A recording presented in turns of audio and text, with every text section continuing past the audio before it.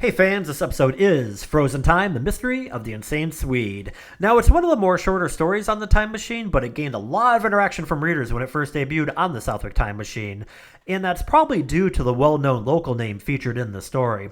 Anyway, let's dive right in, so here we go. While chopping wood near the Southwick Granby town line on March 7, 1913, a man found a skeleton frozen in ice and snow. Near the skeleton, he saw remnants of clothing, a black shirt and dark trousers, but oddly enough, no shoes or hat.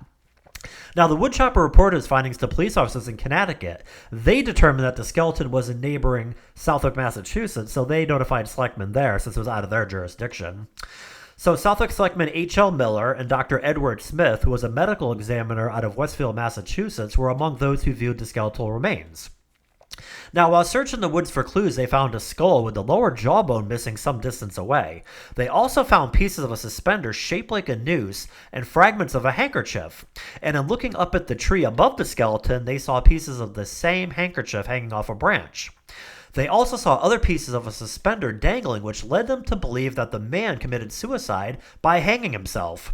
With their only clue being the dead man's missing shoes, authorities concluded that the remains belonged to Carl Gustafson, an insane Swede who disappeared after leaving Claus Anderson's house on August 25th, 1909. Now, at the time of Gustafson's disappearance, Claus Anderson, who was also Swedish, told the local deputy sheriff that the young man left his house without shoes or a hat, and that he seemed unbalanced, crazed with the belief that someone was trying to kill him. Authorities paid a visit to Claus Anderson. Now, he had employed Gustafson at one point, and they took Claus to view the remains, which were located about a half mile or so from his farm. Now, the farm was located on the original Granville Road, and diehard fans of the Southwick Time Machine probably know that a section of the original Granville Road was later renamed Old Granville Road before becoming Claus Anderson Road and spelled with a K.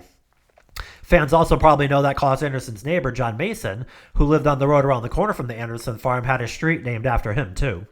Anyway, Gustafson's remains were a grim sight. They were completely frozen solid to the ground by the unforgiving ice and snow, and authorities had to wait until warmer weather to remove them. And then once they did, they buried him in an unmarked grave in Southwick Cemetery, and that was on March 13th, 1913. Now, when Gustafson first went missing, the deputy sheriff conducted an ongoing search for him. Gustafson had some Swedish friends in Springfield, Massachusetts, but no known family in America. His Springfield friends advanced a theory that someone murdered him and hid his body in some woods in Southwick.